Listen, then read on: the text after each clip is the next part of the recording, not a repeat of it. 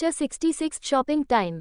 अब तक आपने पढ़ा कि कैसे वृषांक और भाव्या अपने आइसक्रीम टाइम को बहुत ही सुकून के साथ बीता कर घर आते हैं, जहां भाव्या वृषांक को गुड नाइट किस देकर वहां से भाग जाती है। अगले दिन भावेश जी उनसे रोज रात बाहर जाने के बाद में पूछते हैं, जिसे सुन भाव्या काफी घबरा जाती है, लेकिन वृषांक उन्हें सच्चाई बताता है, जिसे सुन भावेश और कौशल्या जी हंसने लगते हैं, जिसे देख वृषांक और भाव्या दोनों हैरान हो जाती हैं। तब कौशल्या जी बताती है कि भावेश जी भी उनके साथ ऐसा ही करते थे, जिसे सुन सब हंसने लगते हैं।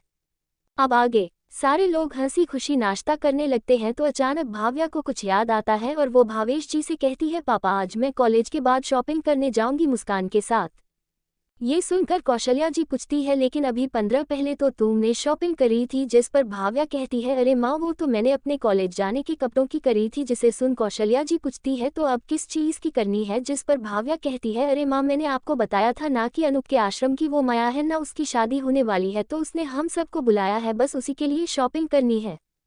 ये सुनकर भावेश जी कहते हैं, भाई वाकई अनूप बेटे ने काम तो बहुत ही नेक शुरू किया है और उसमें कामयाब भी हो रहा था। ये सुनकर कौशल्या जी भी करती है, हाँ सही कहा आपने, भगवान उसे सारी खुशियां दे। वही भाव्या भावेश जी से पूछती है, पापा मैं जाऊं ना। जिस पर भावेश जी कहा हाँ हाँ जरूर जाओ। जिस पर भाव्या उन्हें देखने लगती है। वही भावेश जी भी उसके देखने से समझ जाते हैं कि उसे पैसे चाहिए, लेकिन वो तो भाव्या को चिढ़ाने के मूड में थे, तो उससे पूछते हैं, क्या अब क्या हुआ, ऐसे क्यों देख रही हो। जिस पर भाव्या कहती है, पापा शॉपिंग में पैसे लगते हैं। जिस पर भावेश जी कहते हैं, हाँ मैंने कब कहा कि शॉपिंग फ्री में होती है। उनका ये जवाब सुनकर भाव्या चीरते हुए बोलती है, पापा उसे चिढ़ाने में भावेश जी बहुत मजा आ रहा था, उसे चीरता देख वो हंसने लगते हैं। जिसे देख कौशल्या जी कहती है, दे दीजिए ना, क्यों तंग कर रहे हैं उसे।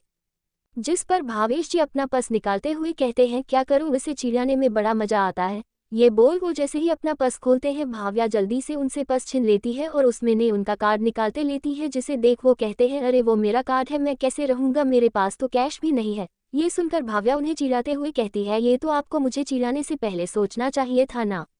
ये बोल वो उन्हें चीप चिढ़ाने लगती है, जिसे देखकर कौशल्या जी की हंस निकल जाती है। वहीं ये देखकर भावेश जी अपने किए पर पछता रहे थे और कह रहे थे, ये लड़की के खर्चे तो खत्म ही नहीं होते हैं, पता नहीं इसके पति क्या हाल होगा। पति शब्द सुनकर अचानक ना जाने क्यों, लेकिन भाव्या की नज़र वृषांक पर चली जाती है और वो उसे देखते हुए कहती है, आज चिंता मत करिए पापा, आपने तो मुझे कपड़े खरीदने के लिए पैसे दिए, वो तो मुझे मॉल ही खरीद कर दे देगा। वही भाव्या की ये बात सुन वृषांक मुस्कुराए बिना नहीं रह पाता है और अपने आप से कहता है, हे भगवान, इसके खर्चे उठाने के लिए तो मुझे बहुत ज़्यादा मेहनत करनी पड़ेगी। लेकिन फिर भाव्या के चेहरे की मुस्कुराहट देखकर कहता है, लेकिन इस मुस्कुराहट के लिए सब माफ़ है। कुछ देर में सब नाश्ता करके निकल जाते हैं। भाव्या और वृषांक कॉलेज पहुंचते हैं, जहां भाव्या मुस्कान से शॉपिंग पर चलने को कहती है, जिसे सुन मुस्कान भी मान जाती है और साथ में अनूप को भी ले लेती है और सब कॉलेज खत्म होने के बाद एक मॉल में चले जाते हैं। अब आपको तो पता ही है, जब लड़कियां शॉपिंग पर उतरती है तो पूरा मॉल भी कम पड़ जाता है। भाव्या और मुस्कान एक शॉप से दूसरे शॉप पर जाती रही, लेकिन उन्हें कुछ पसंद ही नहीं आ रहा था। वहीं वृषांक और अनूप की तो हालत ही खराब हो रही थी, लेकिन बेचारे क्या करते, दोनों एक दूसरे को देखकर सांत्वना देते और कहते हैं, कोई बात नहीं भाई, मैं समझ सकता हूँ तुम्हारे दिल का हाल। वहीं अब ये लोग सारी दुकान देखते देखते एक साड़ी की शॉप पर आई, जहाँ काफ़ी सारी साड़ियाँ लहंगे लगे हुए थे, जहाँ सारा स्टाफ सिर्फ लड़कियों का था। भाव्या और मुस्कान तो जल्दी से अंदर चली गई, लेकिन जैसे ही वृषांक और अनूप अंदर गए तो सारी लड़कियां तो उन्हें ही देखने लगी। आखिर दोनों थे ही इतने हैंडसम कि किसी भी लड़की की नज़र जाकर उन पर ही टिक जाती। वही वृषांक और अनूप जाकर एक जगह लगे सोफे पर बैठ गए। वही भाव्या और मुस्कान दोनों साड़ियां देखने में बिजी हो गए। वही सारी लड़कियां रह रहकर वृषांक और अनूप को ही देखे जा रही थी। यहाँ तक कुछ आंटी जो साड़ी खरीदने आई हुई थी वो भी उन्हें देख रही थी, दोनों थे ही इतने हैंडसम। कुछ ही देर में एक स्टाफ वृषांक और अनूप के लिए जूस लेकर आई और उन्हें देने लगी, जिसे वृषांक और अनूप ने हंसते हुए ले लिया और उससे 2-4 फॉर्मल बातें करने लगे। ये देख सारी लड़कियां उस लड़की से चलने लगी। वहीं जब भाव्या और मुस्कान की नज़र उन दोनों लड़कों पर गई तो उनके तो जैसे तन बदन में आग सी लग गई। उन्हें अचानक ही उस लड़की पर बहुत ज़्यादा गुस्सा आने लगा। दोनों के मन में एक ही बात चल रही थी, देखो तो इस चुड़ैल को हैंडसम लड़का देखा नहीं कि लग गई डोरे डालने। ये देखकर जब उनसे नहीं रहा गया तो उन दोनों ने वृषांक और अनूप को अपने पास बुला लिया, ये कहकर कि आकर उनकी शॉपिंग में मदद कर दे। लेकिन उन्हें क्या पता था कि उस लड़की से उन्हें छुटकारा मिला तो सामने की सेल्स लेडी ही उन दोनों को चोरी चोरी देखने लगी। ये देखकर भाव्या और मुस्कान को बहुत तेज गुस्सा आया, तो भाव्या ने कहा, मैडम साड़ी हमें पहननी है। उन्हें नहीं ये बोल वो उस सेल्स लेडी को देखने लगी, जिससे वो थोड़ा झेप गई और उन्हें कपड़े दिखाने लगी। काफी देर देखने के बाद भी जब दोनों को कुछ पसंद नहीं आया तो तंग आकर वो लोग बैठ गई। तब रिशांत ने कहा, एक कारो तुम लोग कपड़े ट्राई करके हमें दिखाओ, तब हम तुम्हें बता सकते हैं कौन सा तुम पर अच्छा लग रहा है। जिसे सुन वो सेल्स लेडी भी बोली, जी मैम सर सही कह रहे हैं, ऐसे आपको कुछ समझ नहीं आएगा, आप कपड़ों को एक बार ट्राई करके देखिए। उस लेडी को रिशांत की हाँ में हाँ मिलाते देखकर भाव्या उस लेडी को घूरने लगी, जिससे वो लेडी डर गई थी। अब तक रिशांत को भी पता चल चुका था कि यहाँ क्या चल रहा है और क्यों भाव्या और मुस्कान का मूड अचानक खराब हो गया। तो रिशांत ने बात संभालते हुए कहता है, तुम ये कपड़े लो और जाकर ट्राई क्यों नहीं करती। वही भाव्या और मुस्कान उन कपड़ों को लेकर उस लेडी को घुरते हुए चेंजिंग रूम में चली गई। 67 आई एम सॉरी। अब तक आपने पढ़ा कि कैसे रिशांत, भाव्या और मुस्कान और अनूप मिलकर माया के शादी के लिए शॉपिंग करने जाते हैं। जहां जाकर रिशांत और अनूप को काफी बोर हो रहे थे, वहीं मुस्कान और भाव्या को तो कुछ समझ ही नहीं आ रहा था कि तभी वो लोग एक साड़ियों की दुकान में पहुंचते हैं, जहां की सारी स्टाफ लेडीज थी जो रिशांत और अनूप को ही घूरे जा रही थी, क्योंकि वो लोग थे ही इतने हैंडसम कि वो लोग बिना देखे रह ही नहीं पा रहे थे। वहीं ये सब देख मुस्कान और भाव्या दोनों जल भून जाते हैं। अब आगे जब भाव्या और मुस्कान को कुछ समझ नहीं आता है तो रिशांत उन दोनों को कहता है, तुम लोग एक काम क्यों नहीं करती, पहले इन ड्रेसेज को ट्राई करके तो देखो कि ये तुम पर कैसी लगती है, तभी ना तुम्हें पता चलेगा कि ये तुम्हारे ऊपर अच्छी लगेंगी कि नहीं। ये बोल वो उन लोगों को ड्रेसेज दे देता है और ट्राई करके उन्हें दिखाने को कहता है, ताकि वो लोग बता सके कि वो उन कपड़ों में अच्छी लग भी रही है या नहीं। ये सुनकर एक फीमेल स्टाफ कहती है, जी मैम सर सही कह रहे हैं। उस स्टाफ को रिशांत की हाँ में हाँ मिलाता और उसके पास खड़ा देख भाव्या उसे घूरने लगती है। वही रिशांत भी समझ जाता है कि भाव्या इस वक्त गुस्से में है, तो वो उसे जाकर कपड़े ट्राई करने को कहता है, तो वो उस स्टाफ को घूरते हुए चली जाती है। इसके बाद मुस्कान और भाव्या एक के बाद एक ड्रेसेज ट्राई करके उन दोनों को दिखाने लगती है। जहाँ कभी अनूप को वो ड्रेसेज पसंद नहीं आती तो कभी रिशांत उन्हें मना कर देता, जिससे अब भाव्या और मुस्कान दोनों चीरने लगती है कि तभी मुस्कान और ग्रे कलर का लहंगा पहन कर आती है, जिसमें अनूप तो उसे देखता ही रह जाता है। वहीं मुस्कान अभी भी अनूप से उसके जवाब का इंतजार कर रही थी, लेकिन अनूप को बस उसे देखने में ही खो गया था, जिससे मुस्कान को लगा कि शायद वो ड्रेस भी उस पसंद नहीं आई, तो वो वहां से जाने लगती है कि तभी अनूप उसका हाथ पकड़कर अपने पास कर लेता है, जिससे मुस्कान की तो एक बार को धड़कन ही रुक जाती है। वो अनूप को हैरानी से देखने लगती है। वहीं अनूप को उसके और करीब आकर उसके कमर पर हाथ रखते हुए पूछता है, क्या सच में तुम एक आम इंसान ही हो ना, क्योंकि मुझे तो तुम कोई स्वर्ग से आई अप्सरा लग रही हो। वहीं मुस्कान जो अनूप के इस तरह करीब आने और उसके कमर को पकड़े जाने से सिहर सी उठी थी, अनूप की बात सुन शर्मा जाती है और शर्म के कारण अपना चेहरा अनूप के सीने में छिपा लेती है, जिसे देख अनूप हंस देता है और उसे कसकर गले लगा लेता है। वहीं रिशांत और भाव्या खड़े उन्हें ही देखे जा रहे थे, जिनको अनूप और मुस्कान ने बिल्कुल इग्नोर कर दिया था। तो भाव्या खांसते हुए कहती है, तुम लोग शायद भूल रहे हो कि हम लोग भी यही हैं।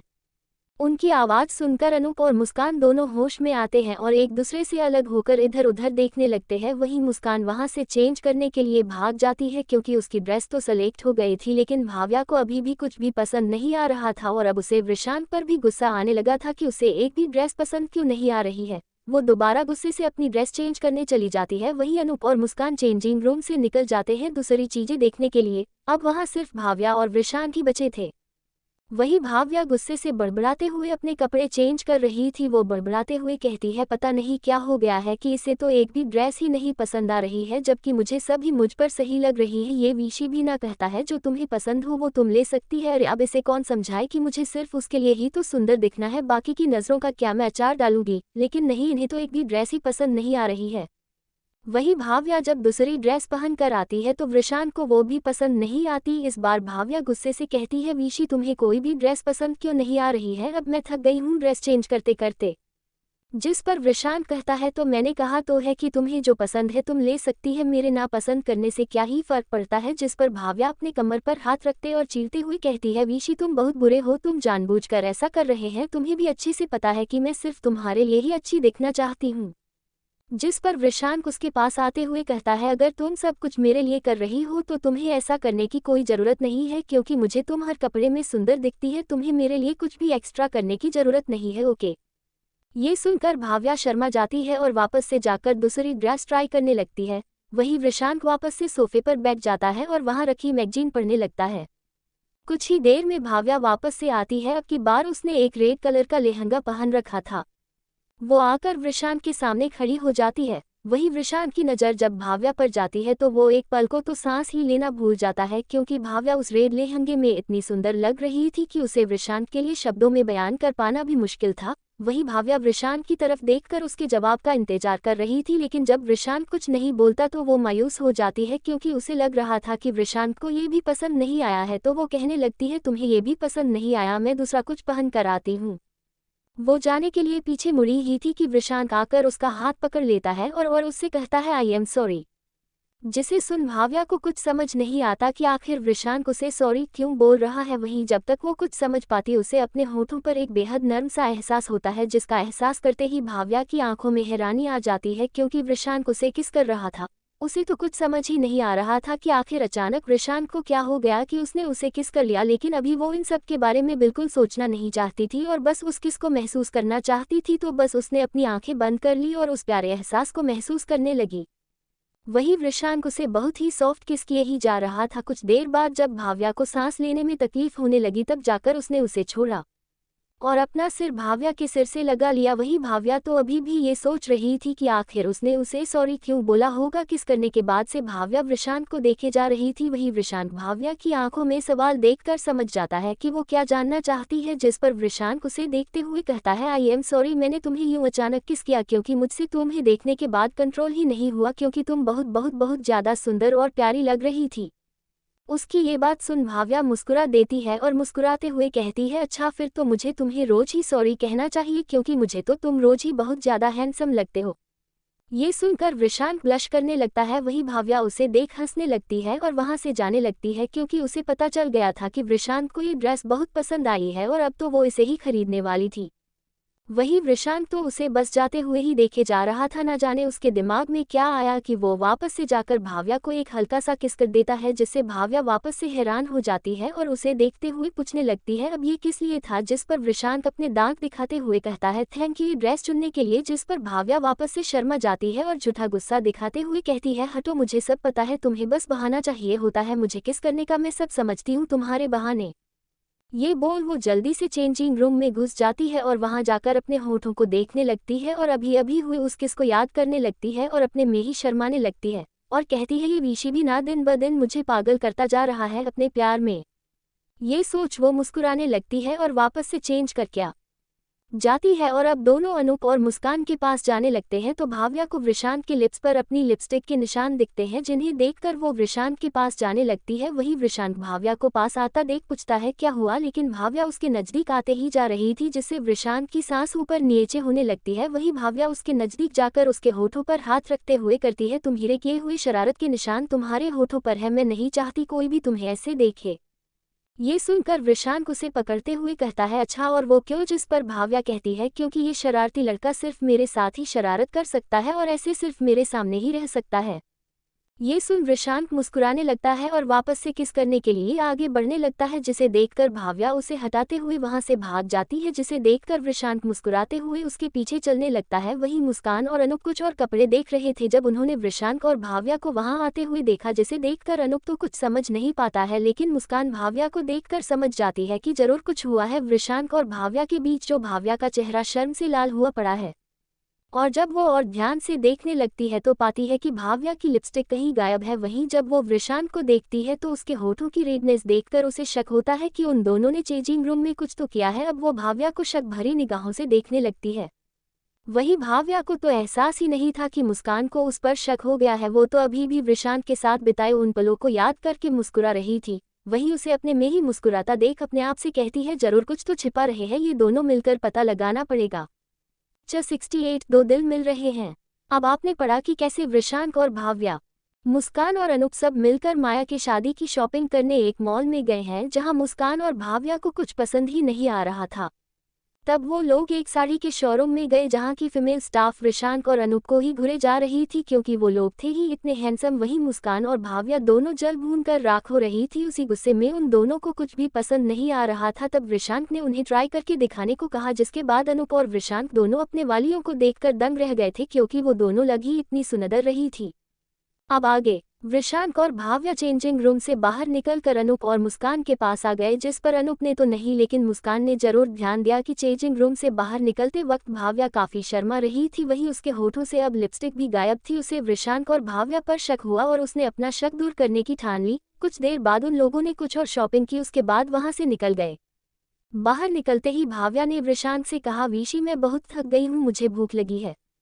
जिस पर वृषांक कहता है, भाव्या मुझे लेट हो रही है, तुम एक काम क्यों नहीं करती, मुस्कान और अनूप के साथ जाकर कुछ खा लो। ये सुनकर भाव्या नाराज होते हुए कहती है, मैं अनूप और मुस्कान की जिम्मेदारी नहीं हूँ बल्कि तुम्हारी हूँ, तुम्हें मुझे खिलाना ही होगा। ये सुनकर वृषांक कहता है, भाव्या प्लीज। जिस पर भाव्या बच्चों जैसे रुकने का नाटक करते हुए कहती है, ठीक है करो तुम अपने मन की, हमेशा तुम अपने मन की ही करते हो, यहाँ मैं भूखी हूँ, तुम्हें अपने काम की पड़ी है। फिर नाटक करते हुए कहती है, हे भगवान मुझे इस जालिम के साथ क्यों भेज दिया, इसे तो मुझ जैसी सुंदर और मासूम बच्ची पर बिल्कुल भी तरस नहीं आता। उसकी नौटंकी देखकर वृषांक मुस्कुराए बिना नहीं रह पाता और मुस्कुराते हुए कहता है, बस हो गई नौटंकी शुरू, तुम मुझे ड्रामेबाज कहती है जबकि असल में तो तुम सबसे बड़ी वाली ड्रामेबाज हो, अब चलो नहीं तो ना जाने क्या क्या और करोगी। वृषांक को मानते हुए देख भाव्या मुस्कुरा देती है और बहुत ही क्यूट अंदाज में कहती है, हो थैंक यू बेबी। ये बोलने के तुरंत बाद ही भाव्या को एहसास होता है कि उसने ये क्या बोल दिया। अब वो वृषांक से आगे आगे चलने लगती है, वहीं वृषांक तो भाव्या का कहा सुन धक्के रह जाता है और अपने मन में कहता है, अभी अभी क्या उसने मुझे बेबी कहा। ये कंफर्म करने के लिए वो भाव्या के पीछे पीछे जाता है और पूछता है, अभी अभी तुमने मुझे क्या कहा। जिस पर भाव्या आगे निकलते हुए कहती है, क्या मैंने क्या कहा, मैंने तो कुछ नहीं कहा। जिस पर वृषांक कहता है, नहीं अभी अभी तुमने मुझे बेबी कहा ना। जिस पर भाव्या इधर उधर देखते हुए कहती है, नहीं तो तुमने शायद गलत सुना है, मैंने ऐसा कुछ नहीं कहा। वही वृषांक तो मानो अपने लिए बेबी सुनकर ही इतना खुश हो गया था कि अगर उसका बस चलता तो वो तो अभी के अभी मॉल में ही नाचना शुरू कर देता। लेकिन भाव्या के मुकरने के बाद वो भी कहाँ पीछे रहने वाला था, तो वो भी कहता है, ठीक है फिर शायद मैंने ही गलत सुना था, चलो कोई बात नहीं, मैं जा रहा हूँ, तो अनूप और मुस्कान के साथ ही लंच कर लेना। जिस पर भाव्या उसका हाथ पकड़ते हुए कहती है, अच्छा सॉरी, हाँ मैंने कहा था तुम्हें बेबी, अब तो खुश। जिस पर वृषांक तो बहुत ही खुश हो जाता है और उससे कहता है, एक बार और कहो। तो भाव्या भी शर्माते हुए उसे कह देती है, जिसे सुनने के बाद तो मानो वृषांक के पैर ही जमीन पर नहीं पड़ रहे थे। वो बहुत खुश था अपने लिए बेबी सुनकर, वही भाव्या तो मारे शर्म के आंखें भी नहीं उठा रही थी वृषांक के सामने। वो दोनों अपने में ही लगे हुए थे, लेकिन कोई और भी था जो उन दोनों पर अपनी नज़र बनाए हुए था, और वो शख्स कोई और नहीं बल्कि मुस्कान ही थी जो उन्हें देखे जा रही थी और उन्हें देखते हुए कहती है, मुझे पूरा यकीन है इन दोनों के बीच कुछ तो चल रहा है, क्योंकि मुझे ये तो पता है कि भाव्या वृषांक से प्यार करती है, लेकिन मुझे आज वृषांक की नज़रों में भी कुछ अलग नजर आया है। ये सोचकर वो बोलती है, इतना परेशान होने से अच्छा है मैं सीधा भाव्या से ही पूछ लेती हूँ। ये सोच वो भी आगे चलने लगी। कुछ ही देर में सब टॉप फ्लोर पर बने रेस्टोरेंट में पहुंच गए और मुस्कान और भाव्या को बिठाकर ऑर्डर करने चले गए। वहीं मुस्कान और भाव्या दोनों अब अकेले थे। मुस्कान भाव्या को घूरे जा रही थी, जिसे देख भाव्या पूछती है, क्या हुआ यार, तू मुझे ऐसे घूर क्यों रही है। जिस पर मुस्कान कहती है, देख रही हूँ कि आजकल मेरी फ्रेंड मुझसे बातें छिपाने लग गई है। ये सुनकर भाव्या थोड़ा घबरा जाती है और अपने मन में कहती है, ये सारे लोगों को आज हो क्या गया है, सब के सब मुझसे यही सवाल कर रहे हैं, पहले पापा और अब ये मुस्कान। फिर होश में आते हुए इधर उधर देख बोलने लगती है, तू क्या बोल रही है, मुझे कुछ समझ नहीं आ रहा है। जिस पर मुस्कान कहती है, ठीक है मैं साफ साफ पूछती हूँ, क्या चल रहा है तुम्हारे और वृषांक भाई के बीच, क्या तुम दोनों रिलेशनशिप में हो। ये सुनकर तो भाव्या के होश ही उड़ जाते हैं और वो हैरानी से पूछती है, तुझे कैसे पता। जिस पर मुस्कान कहती है, मतलब मैं सही थी, तुम दोनों रिलेशनशिप में हो। फिर हल्के गुस्से से कहती है, ये बात तुम मुझे कब बताने वाली थी। ये सुनकर भाव्या कहती है, यार मैं बस तुझे बताने ही वाली थी, लेकिन ये सब इतनी जल्दी हुआ कि कुछ बताने का वक्त ही नहीं मिला, और सच कहूँ तो मुझे नहीं पता कि वो मुझसे प्यार करता भी है या नहीं। ये सुनकर मुस्कान कहती है, क्या मतलब पता नहीं है, तुम दोनों एक दूसरे को किस कर रहे हो और तुझे अभी भी ये कंफर्म नहीं है कि वो तुझसे प्यार करता भी है या नहीं। ये सुनकर तो भाव्या के पैरों तले जमीन ही खिसक जाती है और वो हकलाते हुए पूछती है, तुझे कैसे पता कि हमने किस करी है। जिस पर मुस्कान कहती है, बाकी सब लोगों ने भले ही ध्यान नहीं दिया, लेकिन मुझे पता है कि तू आज रेड कलर की लिपस्टिक लगाकर आई थी और अब तेरे होठों से लिपस्टिक गायब है और वृषांक के लिप्स पर रेडनेस है, ये तो कोई भी लड़की देखकर बता सकती है। मुस्कान की ये बात सुनकर भाव्या अपने मन में वृषांक को डांटते हुए कहती है, ये विशी भी ना हमेशा ऐसा ही करता है, क्या जरूरत थी मुझे यहाँ किस करने की। अब मुस्कान को सब कुछ पता चल गया है, खुद तो मजे से निकल गए और मुझे यहाँ फंसा दिया। फिर एक गहरी सांस लेते हुए मुस्कान को सब बता देती है, जिसे सुन मुस्कान उसे छेड़ते हुए कहती है, हो तो भाव्या मैडम आप तो बड़ी छिपी रुस्तम निकली, मुझे बिना बताए इतना कुछ कर लिया। वैसे मुझे लगता नहीं था कि वृषांक इतना रोमांटिक किस्म का इंसान होगा। ये सुनकर भाव्या शर्मा जाती है, लेकिन फिर मुस्कान कहती है, लेकिन तूने एक गड़बड़ कर दी। जिसे सुन भाव्या पूछती है, क्या गड़बड़। जिस पर मुस्कान कहती है, वृषांक भाई ने तुझे प्रपोज नहीं किया है और तू पहले ही मान गई।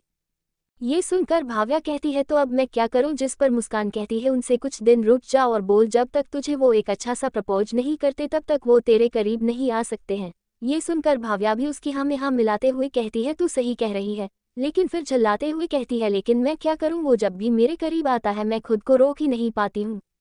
ये सुनकर मुस्कान उसे छेड़ने लगती है। ओ हो रहा नहीं जाता वृषांत के बिना, लेकिन फिर सीरियस होते हुए कहती है लेकिन तुझे मजबूत होना होगा वरना तू अपने बच्चों को क्या कहानी सुनाएगी कि तुम्हारी लव स्टोरी कैसे शुरू हुई थी। ये सुनकर भाव्या भी कहती है हाँ तुम सही कह रही हो, मैं अब ऐसा ही करूंगी। जहां एक तरफ ये दोनों वृषांत से प्रपोजल करवाने की फिराक में थी, वहीं दूसरी तरफ दो दिल भी मिल रहे थे, मगर चुपके चुपके आहाना विशाल के साथ बिताए पलों को बैठी ऑफिस में याद कर रही होती है, जिससे उसके चेहरे पर एक बहुत ही प्यारी मुस्कुराहट आ जाती है। फिर वो अपने आप से कहती है ये क्या हो रहा है, मुझे विशाल जी के बारे में सोचकर खुश क्यों हो जाती हूँ मैं, क्यों मुझे उनका साथ अच्छा लगता है, उनका साथ मुझे सुकून पहुँचाता है। वहीं दूसरी तरफ का हाल भी कुछ अलग नहीं था। विशाल भी आहाना के बारे में ही सोचे जा रहा था और मुस्कुराए जा रहा था, और उसी ख्याली में न जाने कब उसने आहाना को फोन लगा दिया था। वो ये देख पाता कि उसने क्या कर दिया है, तब तक तो बहुत देर हो चुकी थी। उधर आहाना भी विशाल के ख्यालों में खोई हुई थी। जब उसका फोन बजा, उसने जब फोन देखा तो उसके दिल की धड़कनें अचानक से बढ़ गई, क्योंकि कॉल विशाल का था। 69 बातें और बहस। अब तक आपने पढ़ा कि कैसे वृषांक और भाव्या शॉपिंग पर एक दूसरे के करीब आ गए थे, जिससे मुस्कान को उन पर शक हो जाता है, जिसके बाद वो भाव्या से पूछती है कि क्या वो और वृषांक रिलेशन में है, जिस पर भाव्या भी सच कबूल लेती है और बताती है कि अभी भी वृषांक ने उसे प्रपोज नहीं किया है, बस हम एक दूसरे के साथ हैं। ये सुनकर मुस्कान उससे कहती है कि उसे वृषांक को प्रपोज करवाना चाहिए। वहीं दूसरी तरफ आहाना और विशाल भी एक दूसरे के बारे में ही सोच रहे थे, और इसी सोच में ना जाने कब विशाल आहाना को फोन मिला देता है। अब आगे विशाल का फोन आता देख आहाना खुश हो जाती है और तुरंत फोन उठा लेती है। वहीं विशाल अब परेशान था कि वो आहाना से क्या बात करेगा, वहीं आहाना भी यही सोच रही थी कि वो क्या बात करे। दोनों ही एक दूसरे से बात नहीं कर रहे थे। तो कुछ देर की चुप्पी के बाद विशाल आहाना से पूछता है कैसी है आप आहाना जी, जिस पर आहाना का दिल को विशाल की आवाज़ सुनकर जोर जोर से धड़कने लगता है। वो उसी धड़कते दिल के साथ कहती है जी अच्छी हूँ, आप कैसे हैं, जिस पर विशाल भी कहता है जी मैं भी अच्छा हूँ।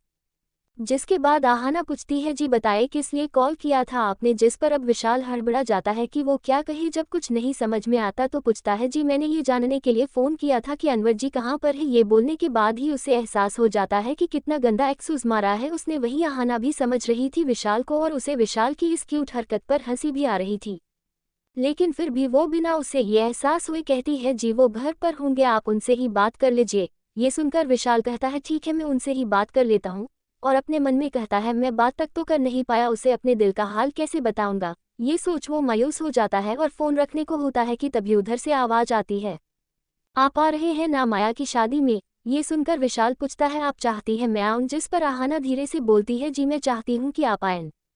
ये सुनकर तो विशाल की खुशी का ठिकाना नहीं रहता, लेकिन फिर वो अपनी खुशी को संभालते हुए कहता है जी मैं जरूर आऊँगा। ये सुनकर आहाना भी खुश हो जाती है और कहती है ठीक है मैं रखती हूँ, आप अपना ख्याल रखिएगा। जिसे सुनकर तो विशाल को बस उस तरह की फीलिंग आती है मानो कोई बीवी अपने पति से कह रही हो अपना ख्याल रखिएगा। ये सुनकर ही विशाल का तो दिन ही बन जाता है। वहीं आहाना भी जल्दी से फ़ोन काट देती है, उसे भी समझ नहीं आ रहा था कि उसने ये क्यों बोला।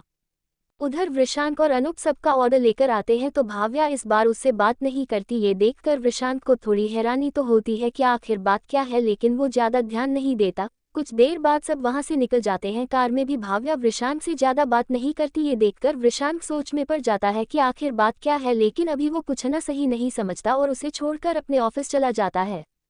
रात में जब वो आता है तो देखता है भाव्या उसका इंतजार कर रही है, लेकिन वृषांक के आते ही वहां से जाने लगती है, जिसे देख अब वृषांक से रहा नहीं जाता और वो भाव्या को पकड़कर पूछता है क्या बात है, क्या मुझसे कोई गलती हो गई है जो तुम मुझसे नाराज हो। जिस पर भाव्या कहती है हाँ तुमसे गलती हुई है, बहुत बड़ी गलती। ये सुनकर वृषांक को लगता है कि वो शायद मॉल के किससे नाराज है। ये जानकर वो कहता है मुझे पता चल गया तुम क्यों नाराज हो। ये सुनकर भाव्या को लगता है कि शायद वृषांक समझ गया और वो उसे अभी प्रपोज करेगा। ये सोचकर ही उसके दिल में खुशी की लहर उठने लगती है। वो दिल थामे वृषांक की बात सुनने लगती है। वही वृषांक कहता है सॉरी मैं समझ नहीं पाया, मैं आगे से ध्यान रखूंगा। ये सुनकर भाव्या की सारी एक्साइटमेंट खत्म हो जाती है और वो हैरानी से पूछती है क्या तुम किस चीज़ की बात कर रहे हो। जिस पर वृषांत कहता है तुम मॉल वाले किस की बात कर रही हो ना, तुम उसी वजह से नाराज हो। ये सुनकर तो भाव्या का गुस्सा और बढ़ जाता है और वो वृषांत के पैर पर जोर से मारकर वहां से निकल जाती है। वही वृषांत दर्द के मारे वहीं बैठ जाता है और भाव्या की नाराजगी के बारे में ही सोचने लगता है कि आखिर वो किस बात से इतनी नाराज है। अगले दिन भी भाव्या का ये रुखापन चालू रहता है जो अब कहीं ना कहीं वृषांत को बहुत ज्यादा अफेक्ट करने लगा था। वहीं राकेश अभी भी शंभू को ढूंढने की कोशिश कर रहा था लेकिन उसे उसका कोई पता ही नहीं चल रहा था। वो अपनी एक मीटिंग करके एक होटल से बाहर ही निकल रहा था जब उसे अनवर जी सामने से आते हुए दिखे। उसे यहाँ देखकर राकेश सोच में पड़ गया कि आखिर वो यहाँ क्या कर रहा है, क्योंकि अनवर जी का बिजनेस ठप करने के पीछे भी इस राकेश का ही हाथ था। लेकिन आज अनवर जी को यहाँ देखकर वो हैरान था। वहीं अनवर जी भी राकेश को देख लेते हैं जिससे उनके मन में उनका गुस्सा उबाल मारने लगता है। लेकिन वो राकेश से न उलझकर वहां से जाने लगते हैं क्योंकि वृषांत ने उन्हें राकेश से उलझने से मना किया था, क्योंकि उसे पता था कि राकेश किस किस्म का कमीना इंसान है और वो अभी किसी अपने की जिंदगी खतरे में नहीं डाल सकता था। वहीं उसे बिना कुछ बोले जाता देख राकेश से रहा नहीं जाता है और वो अनवर जी के सामने आ जाता है और मुस्कुराते हुए उसे ताना मारता है, अरे अनवर तुम और वो भी इस महंगे होटल में, क्या बात है, काम मांगने आए हो क्या। जिस पर अनवर जी कहते हैं नहीं मुझे यहाँ कुछ काम था, बस इसलिए आया था और तुम्हें मेरे मामले में दखलंदाजी देने की जरूरत नहीं है और ना ही मैं तुमसे कोई बहस करना चाहता हूँ, तो बेहतर होगा हम अपने रास्ते जाएं। उसकी ये बात सुन राकेश जोर जोर से हंसने लगता है और कहता है तुम्हारी औकात ही क्या है मेरे सामने जो तुम मुझसे बहस करो, याद नहीं मैंने तुम्हारा क्या हाल किया था, उसके बाद भी तुम्हें लगता है तुम मुझसे जीत सकते हो, इतनी अकड़ लाते कहाँ से अनवर। जिस पर अनवर जी कहते हैं तुम्हें मेरी चिंता करने की कोई जरूरत नहीं है, क्योंकि अल्लाह ने अगर तुम जैसे शैतान इस धरती पर भेजे हैं तो कुछ फरिश्ते भी भेजे हैं जिसकी मदद से मेरा काम अब काफ़ी अच्छा चलने लगा है। ये सुनकर राकेश चौंक जाता है और उसे गुस्सा भी आता है कि इस शहर में किसकी इतनी हिम्मत हो गई जिसने उसके खिलाफ जाने की हिम्मत की। ये सोचकर ही वो अनवर को जान से मार देना चाहता था, लेकिन फिर उसे उकसाने के लिए कहता है अच्छा तो तुम्हारा काम सही चलने लगा है, अच्छी बात है, लेकिन मैंने सुना है तुम्हारी एक लड़की भी है, फिर अपनी गंदी सोच और जुबान से बोलता है कहीं उसने ही तो तुम्हारी मदद नहीं करी, तुम्हारा व्यापार चलाने में सुना है बहुत खूबसूरत है, कहीं तुमने उसे ... राकेश इतना ही बोल पाया था कि अनवर जी का गुस्सा अपने आपे से बाहर हो गया और उन्होंने एक जोर का थप्पड़ खींचकर राकेश को लगा दिया। वो थप्पड़ इतना जोरदार था कि वहां खड़े सबने उसे सुना और देखा था। ये देखकर राकेश का पारा भी हाई हो गया। वहीं अनवर जी गुस्से से कहते हैं तुझ जैसा नीच और गंदे आदमी से इसी सोच की उम्मीद थी, आखिर तू खुद भी तो वही है जो अपने मकसद के लिए अपनी लड़की को चारे की तरह इस्तेमाल करता है, जैसा तुमने हमारे वृषांत साहब के साथ किया था। ये मत सोच कि तूने जो किया किसी को पता नहीं है, मुझे तो तुझ पर और तेरी बेटी पर हमेशा से ही शक था कि तूने ही जरूर हमारे वृषांत साहब को मारा है, इसलिए अपनी हद में रह समझा, वरना अगर मैं अपनी हद भूल गया तो तेरे लिए अच्छा नहीं होगा। अनवर जी की ये सब बातें सुनकर एक पल को तो राकेश घबरा ही जाता है कि कहीं ऐसा तो नहीं कि अनवर को सब पता हो कि उसने, निशा और समीर ने मिलकर ही वृषांत को अपने रास्ते से हटाया था और साथ ही साथ उसे उस थप्पड़ की गूंज अभी भी उसके कानों में सुनाई दे रही थी। वो इतने गुस्से में था कि अगर किसी के सोचने भर से इंसान मरते तो वो अब तक अनवर जी को 1000 बार मार चुका होता, लेकिन अफसोस वो ऐसा कर नहीं सकता था। लेकिन वो इतनी आसानी से अनवर जी को जाने भी नहीं दे सकता था। वो गुस्से से अनवर जी को मारने के लिए आगे बढ़ा ही था कि तभी उसका सेक्रेटरी जल्दी से उसके पास जाकर कान में कहता है सर अभी आप प्लीज शांत हो जाए, हम लोग इस वक्त होटल की लॉबी में हैं, यहाँ बहुत लोग मौजूद हैं, अगर अभी आपने कुछ किया तो अनवर जी का तो कुछ नहीं बिगड़ेगा, लेकिन आपकी रेपुटेशन पर आंच जरूर आ जाएगी, प्लीज सर समझने की कोशिश कीजिए, हम अनवर जी को तो कभी भी सबक सिखा सकते हैं, अभी हमारी यहाँ से जाने में ही भलाई है। ये सुन राकेश अपने गुस्से को पी जाता है क्योंकि उसे अपनी समाज में इज्जत की बहुत चिंता थी, जिसकी वजह से वो पब्लिक उन लोगों से भी बहुत इज्जत से बात किया करता था जिन्हें वो देखना तक पसंद नहीं किया करता था। साथ ही साथ काफ़ी सारे डोनेशन भी दिया करता था ताकि उसकी छवि समाज में अच्छी बनी रहे। लेकिन वो अब अनवर जी को इतनी आसानी से छोड़ने वाला भी नहीं था, क्योंकि उन्होंने सबके सामने राकेश पर हाथ उठाया था, वो इतनी आसानी से उसे कैसे जाने दे सकते थे। राकेश अपने गुस्से को दबाते हुए अनवर जी के पास आकर धीरे से अपने दांत चबाते हुए कहता है अनवर तूने मुझे पर हाथ उठाकर बहुत बड़ी गलती कर दी, अब तू देख मैं तेरे साथ क्या करता हूँ, जैसे तूने मेरी इज्जत समाज में उछाली है मैं भी तेरी इज्जत भरे समाज में उछालूंगा, तब तुझे पता चलेगा कि तुझे मुझसे पंगा नहीं लेना चाहिए था और तब तेरे पास सिवाय रोने के अलावा और कोई दूसरा रास्ता भी नहीं रहेगा, और तब मैं देखूंगा कि तुझे कौन बचाने आता है, बस अब तू अपनी उल्टी गिनती शुरू कर दे। ये बोलकर वो वहां से निकल जाता है। वहीं अनवर जी उसकी बात पर ज्यादा ध्यान नहीं देते और अपने काम के लिए निकल जाते हैं। लेकिन राकेश को देखकर नहीं लग रहा था कि वो सिर्फ धमकी दे रहा था, जरूर उसके दिमाग में कुछ चल रहा था जो कि अनवर जी के लिए CH-70 बेवकूफ़ वृषांक। अब आपने पढ़ा कि कैसे मुस्कान के कहने पर भाव्या वृषांक को अपना लव कन्फेस करने के लिए फोर्स करने लगती है उससे नाराज रहकर, लेकिन वृषांक उसकी नाराजगी की वजह समझ ही नहीं पाता और उसे लगता है कि वो शायद उस किसकी वजह से नाराज है। वहीं दूसरी तरफ राकेश और अनवर जी एक दूसरे से मिलते हैं, जहां राकेश आहाना को लेकर काफी गंदी बातें करता है, जिससे गुस्सा होकर अनवर जी उसे एक जोरदार थप्पड़ मार देते हैं, जिससे राकेश काफी गुस्सा हो जाता है और इस थप्पड़ का बदला लेने की ठान लेता है। अब आगे राकेश बहुत ही गुस्से से वहां से निकल जाता है और अपनी कार में आकर किसी को फोन करता है। वहीं दूसरी तरफ आज पूरे दिन भाव्या वृषांक से उखड़ी उखड़ी घूम रही थी, उसे इसका कारण समझ नहीं आ रहा था। रात को घर जाने के बाद आज भी भाव्या वृषांक का इंतजार तो कर रही थी, लेकिन वृषांक के आते ही वहां से जाने लगती है, जिसे देख अब की बार वृषांक से नहीं रहा जाता तो वो भाव्या को पीछे से पकड़कर अपने सीने से लगा लेता है, जिससे भाव्या की धड़कन अचानक से बढ़ जाती है। उसके साथ ये हमेशा से होता था, जब भी वृषांक उसे छूता था उसके दिल की धड़कन बढ़ जाती थी। वहीं वृषांक अपनी पकड़ भाव्या के कमर पर कस लेता है और उसके करीब जाकर उससे पूछता है, बताओ भाव्या, क्या मैंने कोई गलती कर दी है? मुझे बताओ, ऐसा क्यों है तुम्हारा यूं इस तरह मुझे नजरअंदाज करना? मुझे अंदर ही अंदर खाए जा रहा है, मैं सांस नहीं ले पा रहा हूँ। प्लीज भाव्या बताओ मुझे, क्या मैंने कोई गलती कर दी है? अगर ऐसा है तो मैं तुमसे सॉरी बोलता हूँ, लेकिन प्लीज मुझसे इस तरह का बर्ताव मत करो। तुम्हें नहीं पता, लेकिन तुम्हारे इस तरह मुझसे रुठने से मुझे कितनी तकलीफ हो रही है। वृषांक ने बात तो बहुत ही बेबस होकर शुरू की थी, लेकिन अंत तक आते आते उसके आंखों से आंसू निकल पड़े, जो भाव्या के कंधे पर गिर पड़े, जिसका एहसास होते ही भाव्या की दिल धक्का से हो गया। उसने तुरंत मुड़कर वृषांक को देखा, जिसके आंखों से आंसू निकल रहे थे। ये देखकर भाव्या के दिल में एक तेज दर्द उठा, जिसे वो शायद शब्दों में बयां नहीं कर सकती थी। हाँ, उसे अपने लिए वो 3 शब्द सुनने थे, लेकिन इस कीमत पर नहीं। तो क्या हुआ अगर वृषांक ने वो सब उसे नहीं कहा? इससे ये सच तो नहीं बदल जाएगा ना कि वो सिर्फ और सिर्फ उससे ही प्यार करता है।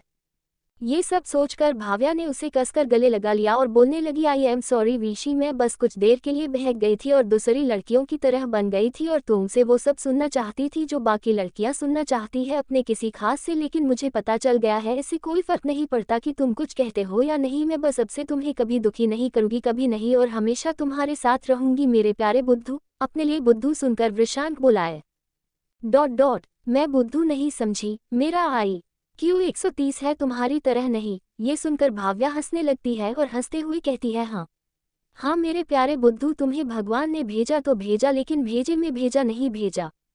इसलिए तुम बाकी कामों में तो अच्छे हो, लेकिन लोगों के मन की बात नहीं समझ सकते। जैसे कि तुम ये समझ नहीं पाए कि मैं क्या चाहती हूँ। ये सुनकर वृषांक कहता है, अरे अब मुझे कैसे पता होगा तुम्हें क्या चाहिए? ये लड़कियों तो चाहिए क्या? मुझे कभी समझ ही नहीं आता है। खैर, औरतों को तो भगवान भी समझ नहीं पाए, तो फिर मैं क्या चीज़ हूँ? ये सुनकर भाव्या अपने कमर पर हाथ रखकर बोली, क्या कहा तुमने? जरा दोबारा तो बोलना। ये देखकर ही भाव्या वापस से गुस्सा हो सकती है। वृषांक ने तुरंत अपना सुर बदल लिया और बोला, अरे मैं तो ये कह रहा था कि मैं ही बेवकूफ़ हूँ। वृषांक की ये क्यूट हरकत देखकर भाव्या खिलखिलाकर हंस पड़ी, जिसके बाद दोनों ने मिलकर डिनर अच्छे से एंजॉय किया और रात में सोने चले गए। उधर राकेश गुस्से से अपने घर पर बैठा हुआ था और आज जो उसके साथ हुआ उसी के बारे में सोचे जा रहा था। वो अपनी सोच में इतना गुम था कि उसे पता ही नहीं चला कि कब निशा आई। राकेश को सोच में गुम देखकर निशा पूछती है, क्या बात है पापा, आप किस सोच में गुम है? क्या कुछ हुआ है? निशा की आवाज़ सुन राकेश होश में आता है और पूछता है, अरे बेटा तुम कब आई? जिस पर निशा कहती है, तभी जब आप किसी सोच में गुम थे। क्या कुछ हुआ है पापा जो मुझे पता होना चाहिए? जिस पर राकेश उसे आज हुई सारी घटना बताते हैं, जिसे सुनकर निशा गुस्से से पागल हो जाती है और चिल्लाते हुए कहती है, उस 2 टके के आदमी की इतनी हिम्मत कि उसने आप पर हाथ उठाया, आपने उसे कुछ कहा क्यों नहीं? ये सुनकर राकेश कहता है, क्योंकि वहाँ बहुत सारे लोग थे और मैं उसे भरे समाज में कुछ नहीं कह सकता था, वरना मेरी रेपुटेशन खराब हो जाती। ये सुनकर निशा कहती है, तो क्या आप उस अनवर को ऐसे ही छोड़ देंगे? जिस पर राकेश कहता है, बेटा मैंने आज तक कभी अपने किसी दुश्मन को छोड़ा है जो उसे छोड़ दूंगा? ये सुनकर निशा कहती है, तो आपने कुछ सोचा है उसके बारे में? जिस पर राकेश कहता है, हाँ बेटी तुम बस देखती जाओ, मैं उसके साथ क्या करता हूँ। उसकी तो मैं वो हालत करूंगा कि अगर वो रोना भी चाहेगा ना तो उसके आंसू की जगह खून निकलेगा। ये बोल वो एक शैतानी मुस्कुराहट देता है, जिससे निशा समझ जाती है कि अब अनवर नहीं बचने वाला। अगले दिन अनवर जी अपने घर में बैठे नाश्ता कर रहे थे और कल जो हुआ उसके बारे में ही सोचे जा रहे थे। उन्होंने राकेश के सामने तो कह दिया कि तू मेरा कुछ नहीं बिगाड़ पाएगा, लेकिन अंदर ही अंदर उन्हें भी पता था कि राकेश कितना कमीना इंसान है और जीतने के लिए वो कुछ भी करने से पीछे नहीं हटेगा। उन्हें अब अपने घर वालों की टेंशन होने लगी थी, ना जाने क्यों, लेकिन उनका दिल आज बहुत घबरा रहा था। ऐसा लग रहा था जैसे कुछ बहुत बुरा होने वाला हो। वो अपने सोच में ही गुम थे जब आहाना ने कहा, अब्बू मैं काम पर जा रही हूँ। ये सुनकर अनवर जी होश में आते हैं और कहते हैं, ठीक है बेटा, ध्यान से जाना और पहुंचकर कॉल कर देना, ठीक है, और किसी भी अनजान से बात मत करना। अनवर जी ये सारी बातें सुन आहाना को कुछ अजीब लगता है, क्योंकि आज से पहले तो कभी उन्होंने ऐसी बातें नहीं की थी, फिर आज क्या हो गया है। ये सवाल आते ही वो अनवर जी से पूछ ही लेती है, अब्बू क्या कुछ हुआ है। जिस पर अनवर जी कहते हैं, नहीं कुछ नहीं, क्यों, तुम्हें ऐसा क्यों लगा। जिस पर आना कहती है, क्योंकि आज से पहले आपने कभी ऐसी बातें नहीं कही थी। जिस पर अनवर जी आहाना के पास आकर उसका माथा चूमते हुए कहते हैं, नहीं बेटा कुछ नहीं हुआ है, बस ऐसे ही। ये सुनकर आहाना मुस्कुरा देती है और कहती है, मेरे प्यार अब्बू आप ना ज़्यादा टेंशन मत लिया करो, अब मैं बड़ी हो गई हूँ और अपना ध्यान खुद रख सकती हूँ। ये सुनकर अनवर जी कहते हैं, हाँ हाँ मुझे पता है, मेरी बच्ची अब बड़ी हो गई है और खुद अपना ध्यान रख सकती है, चलो अब जाओ नहीं तो देर हो जाएगी, ठीक है। ये सुना आहाना मुस्कुरा कर उन्हें बाय बोलकर वहाँ से निकल जाती है। वहीं अनवर जी अपने मन में सोचते हैं, मैं अपने डर की वजह से अपने आपनों को कैद करके तो नहीं रख सकता था ना या अल्लाह मेरी बेटी की हिफाजत करना। ये बोल वो भी अपने काम पर निकल जाते हैं। वही वृषांक ऑफिस में बैठा अभी तक भाव्या ने जो कल रात उससे कहा था उसी के बारे में सोच रहा था कि आखिर भाव्या उससे क्या सुनना चाहती थी। जब उसे कुछ समझ नहीं आता तो वो जोर से अपने हाथ के पेपर को टेबल पर मारता हुआ कहता है, आखिर वो मुझसे क्या सुनना चाहती है। उसकी ये हरकत देख विशाल और मार्क दोनों हैरान हो जाते हैं। उन्हें समझ नहीं आता कि आखिर आज वृषांत को हुआ क्या है। तो विशाल पूछता है, क्या हुआ सर, क्या कुछ प्रॉब्लम है। जिस पर वृषांत कहता है, ये लड़कियों की परेशानी क्या है, अरे कोई बात सीधी सीधी क्यों नहीं कर सकती, हमेशा बातों को इतना घुमाना जरूरी है क्या। फिर मार्क की तरफ मुड़कर बोलता है, मार्क क्या रोजी भाभी भी ऐसा ही करती है। जिस पर मार्क कहता है, हमेशा, लेकिन अब उसके साथ रहते रहते मैं उसके इशारों को समझने लगा हूँ तो अब उतनी दिक्कत नहीं होती। वैसे तुम बताओ, तुम्हें किसने इतना परेशान कर दिया। जिस पर विशाल वृषांत को छेड़ते हुए कहता है, इस पूरी दुनिया में एक ही तो लड़की है वृषांत के पास जो उसे इतना परेशान कर सकती है। क्यों, मैं सही कह रहा हूँ ना सर। ये बोल वो एक शरारती मुस्कान लिए वृषांत को देखने लगता है। वहीं मार्क विशाल की बात सुन समझ जाता है कि विशाल किसकी बात कर रहा है, तो वो भी वृषांत को छिड़ाने के लिए कहती है, अरे हाँ मुझे याद आया, मैं कैसे भूल सकता हूँ कि हमारे सर भी तो किसी के बॉडीगार्ड है, लगता है गाड़ी करते करते अब उन्हें खुद गार्डन की जरूरत पड़ने वाली है। ये बोल मार्क और विशाल दोनों ही हंसने लगते हैं, जिसे देख वृषांत कहता है, हो गया, तुम लोगों का उड़ा लिया मेरा मजाक, अब मेरी मदद करोगे। जिस पर विशाल कहता है, अरे पहले तुम कुछ बताओगे तब तो हम तुम्हारी मदद करेंगे। जिस पर वृषांत एक गहरी सांस लेते हुए अब तक की घटी सारी घटना मार्क और विशाल को बता देता है। वृषांत की बात सुनकर मार्क और विशाल दोनों एक दूसरे को देखने लगते हैं। वही वृषांत कहता है, अब बताओ भला, मैं कैसे समझ सकता हूँ कि कोई क्या सुनना चाहता है भला। वहीं मार्क और विशाल एक दूसरे को देख रहे थे तो वृषांत पूछता है, क्या हुआ, कुछ तो बोलो।